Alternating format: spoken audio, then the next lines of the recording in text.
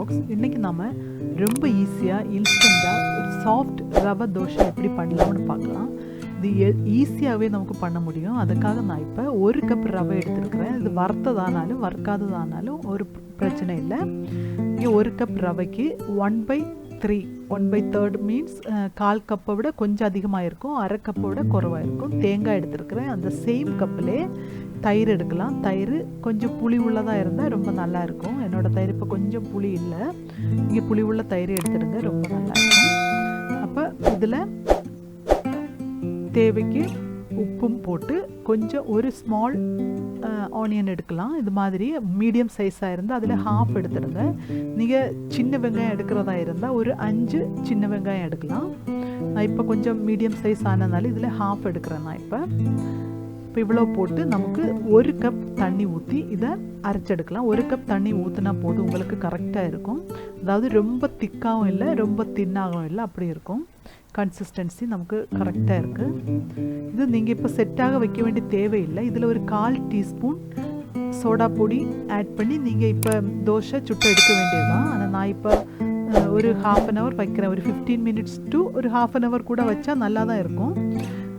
Otherwise நீங்கள் இப்போ 2-3 hours கழித்து தான் நீங்கள் தோசை பண்ண போகிறீங்க அப்படின்னா நீங்கள் பண்ணுறதுக்கு முன்னால் மட்டும் சோடா பொடி ஆட் பண்ணினா போதும். நேரமே போட்டு அப்படி செட் பண்ண வைக்க வேண்டாம். ஒரு 15 to 1/2 hour மட்டும் வச்சுருந்தாச்சுன்னா ஓகே, நோ ப்ராப்ளம். இது நல்ல செட்டாக நான் கொஞ்சம் சட்னி அரைக்கிறதுக்கு நான் ரெடி ஆகிறேன். இது கொஞ்சம் செட்டாக வச்சுருக்கிறேன். இப்போ எனக்கு ஒரு 1/2 hour ஆயிருக்கு. நான் சூடான தோசை துவையில் நமக்கு இதை தோசை ஊற்றலாம். தோசை நீங்கள் நல்ல தின்னாக ஊற்ற வேண்டாம். இது இப்போ ஒரு 4-5 தோசை தான் இருக்குது. ஒரு 5-6 தோசை இருக்கும். உங்களுக்கு கூடுதல் தோசை வேணும்னா நீங்கள் இதுக்கு டபுள் எடுத்தால் போதும். அப்போ உங்களுக்கு கூடுதலாக கிடைக்கும் தோசை. இப்போ நான் சூடான தோசை துவையில் கொஞ்சம் கீயோ ஆயிலோ நீங்கள் கிரீஸ் பண்ணிவிட்டு அதில் தோசை பண்ணி எடுக்கலாம். நீங்கள் நல்ல அது இப்படி விட வேண்டாம், லைட்டாக இருந்தால் போதும். பபிள்ஸ் வந்த பிறகு திருப்பி போடலாம். நீங்கள் இது பின்னால் ஒன்றும் ஒட்டாமல் அப்படி நல்ல ஒயிட் கலராக நல்ல சாஃப்டாக வந்திருக்கு.